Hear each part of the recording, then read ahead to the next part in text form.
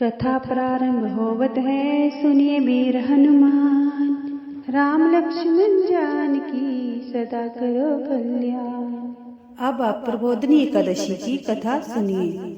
ब्रह्मा जी बोले, हे मुनि श्रेष्ठ, अब आप पापों को दूर करने वाली तथा पुण्य और मुक्ति देने वाली प्रबोधनी एकादशी का महात्म्य सुनिए। भागीरथी गंगा मनुष्यों को तब ही तक फल देती है जब तक कि कार्तिक मास की प्रबोधनी एकादशी नहीं आती। कार्तिक मास की शुक्ल पक्ष की प्रबोधनी एकादशी के व्रत का फल 1 सहस्त्र अश्वमेध 100 राजसु यज्ञ के बराबर होता है। नारद जी ने पूछा, हे पिताजी, एक संध्या को भोजन करने से तथा रात्रि में भोजन करने से तथा पूरे दिन उपवास करने से क्या फल मिलता है, उसे आप समझाकर कहिए। ब्रह्मा जी बोले, हे नारद, एक समय को भोजन करने से 1 जन्म का पाप दूर हो जाता है। सायंकाल भोजन करने से 2 जन्म का पाप नष्ट हो जाता है।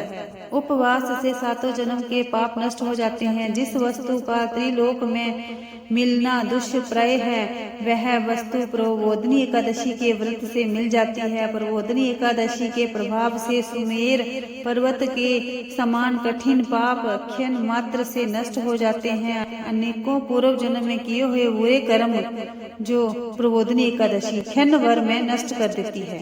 जो मनुष्य अपने स्वभाव अनुसार इस प्रबोधनी एकादशी का विधि पूर्वक व्रत करते हैं, उन्हें पुण्य फल प्राप्त होते हैं। हे मुनीश्वर, जो मनुष्य श्रद्धा पूर्वक थोड़ा भी पुण्य करते हैं, उनको सुमेरु पर्वत के समान अटल फल मिलता है।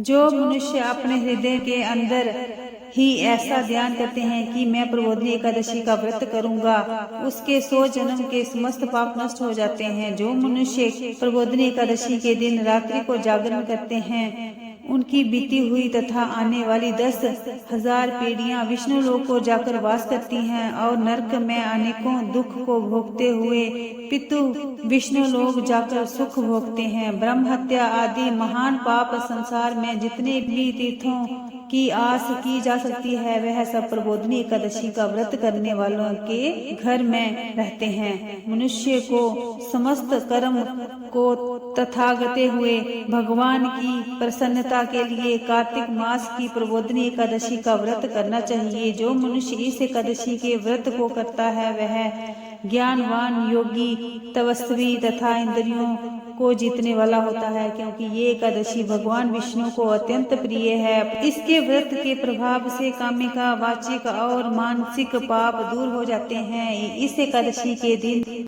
जो भगवान की प्राप्ति के लिए दान, तप, होम आदि करते हैं, उन्हें अक्षय पुण्य मिलता है। प्रबोधनी एकादशी के दिन भगवान की पूजा करने वाले यौवन और वृद्धावस्था के समस्त पाप दूर हो जाते हैं। इस एकादशी को रात्रि को जागरण करना चाहिए। जागरण का फल चंद्र सूर्य ग्रहण के समय स्नान करने के फल के सहस्त्र गुण आदि होता है।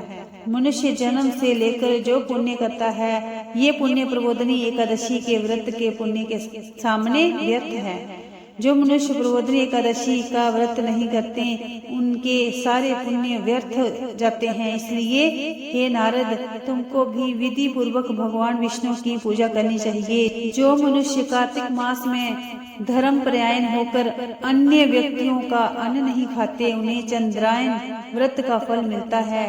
कार्तिक मास में भगवान दान आदि से उतने प्रसन्न नहीं होते जितने कि शास्त्रों की कथा सुनने से प्रसन्न होते हैं। कार्तिक मास में जो मनुष्य भगवान की कथा का थोड़ा बहुत पढ़ते हैं या सुनते हैं, उन्हें 100 गोदान का फल मिलता है। मनुष्य अपने कल्याण के लिए विष्णु भगवान की कथा सुनते हैं, वह अपने कुटुंब का उद्धार करके 1 सहस्त्र गोदान का फल पाते हैं। जो मनुष्य प्रबोधनी एकादशी के दिन विष्णु की कथा सुनते हैं, उन्हें 7 दीप दान का फल मिलता है। जो विष्णु की भक्ति पूर्वक कथा वाचने वाले ब्राह्मण की यथाचित पूजा करते हैं तथा उसे संतुष्ट करते हैं, वह उत्तम लोक को जाते हैं। इस पर नारद जी बोले, हे ब्रह्मा जी, अब आप एकादशी के व्रत का विधान कहिए और ऐसे व्रत करने से कौन सा पुण्य मिलता है, वह भी समझाकर कहिए। ब्रह्मा जी बोले, हे नारद, इस एकादशी के दिन मनुष्य को ब्रह्म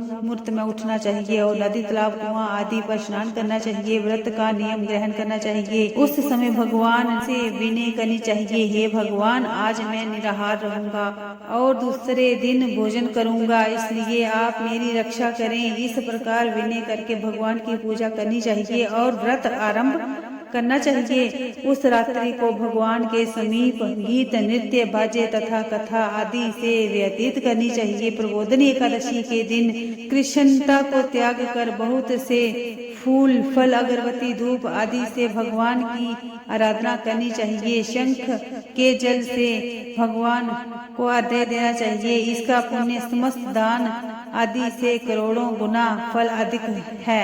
जो मनुष्य अगस्त्य के फल से भगवान की पूजा करते हैं उन्हें अंत में मुक्ति मिलती है। कार्तिक मास में जो मनुष्य तुलसी जी से भगवान की पूजा करते हैं उनके 10,000 जन्म के पाप नष्ट हो जाते हैं। जो मनुष्य इस मास में भी तुलसी जी के दर्शन करते हैं, जहाँ छूते हैं, ध्यान करते हैं, तर्पण करते हैं अर्थात सेवा करते हैं, वह 1000 कोटि युग तथा भगवान के घर में रहते हैं। जो मनुष्य तुलसी के पेड़ लगाते हैं उनके कुटुंब में जो पैदा होते हैं वह प्रलय के अंत तक विष्णु लोक में रहते हैं। जो भगवान की कदम्ब के फूल से पूजा करते हैं ये जमराज के दुखों को नहीं पाते। समस्त मनोवांछाएं को पूरा करने वाले भगवान कदम के फूलों को देखकर अत्यंत प्रसन्न होते हैं। यदि उनकी कदम के फूलों से पूजा की जाए तो वह बात ही क्या है। जो गुलाब के फूल से भगवान की पूजा करते हैं उन्हें मुक्ति मिलती है। जो आदमी बकुल और अशोक के फूल से भगवान की पूजा करते हैं वह अंत काल तक शोक से रहित रहते हैं। जो मनुष्य विष्णु की सफेद और लाल कनेल के फूलों से पूजा करते हैं उन पर भगवान चारों युग तक प्रसन्न रहते हैं। जो आदमी भगवान की पूर्व दल से पूजा करते हैं उस पूजा का 100 गुण फल आदि पाते हैं। जो भगवान के समीप वैसे ही पूजा करते हैं वह भगवान जमराज के मार्ग को सरलता से पार कर देते हैं। जो मनुष्य चंपक फूल से भगवान की पूजा करते हैं वह अभागमन के चक्र से छूट जाते हैं। जो मनुष्य सुनहरी केतकी का फूल भगवान पर चढ़ाते हैं उनके करोड़ों जन्म के पाप दूर हो जाते हैं। जो मनुष्य पीले और रक्त वर्ण कमल से सुगंधित फूलों से भगवान की पूजा करते हैं उन्हें श्वेत दीप में स्थान मिलता है।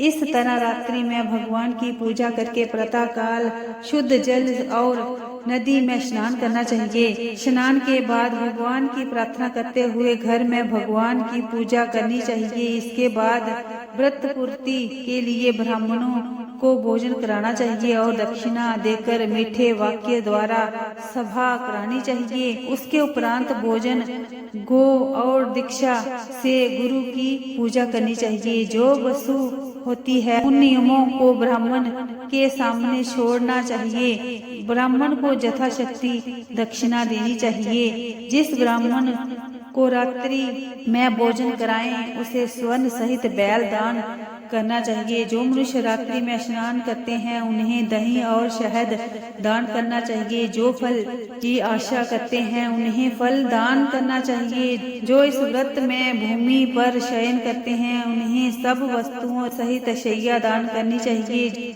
जो पुरुष मौन धारण करते हैं उन्हें तिल कंठा और स्वर्ण दान करना चाहिए। जो बालों को धारण करते हैं उन्हें दर्पण दान करना चाहिए। जो कार्तिक मास में पानह धारण नहीं करते उन्हें उपानह दान करना चाहिए। जो इस माह नमक त्यागते हैं उन्हें शक्कर दान करना चाहिए। जो नित्य प्रति मंदिर में दीप जलाते हैं उन्हें स्वर्ण या तांबे के दिए भांति सहित दान करना चाहिए। जो चतुर्मास्य व्रत में किसी वस्तु को त्याग देते हैं उन्हें उस दिन पुनः ग्रहण करना चाहिए। जो मनुष्य प्रबोधिनी एकादशी के दिन विधि पूर्वक व्रत करते हैं उनको अनंत सुख मिलते हैं और अंत में स्वर्ग को जाते हैं। जो मनुष्य चतुर्मास्य व्रत को बिना किसी विघ्न के पूरा कर लेते हैं उन्हें दोबारा जन्म नहीं मिलता।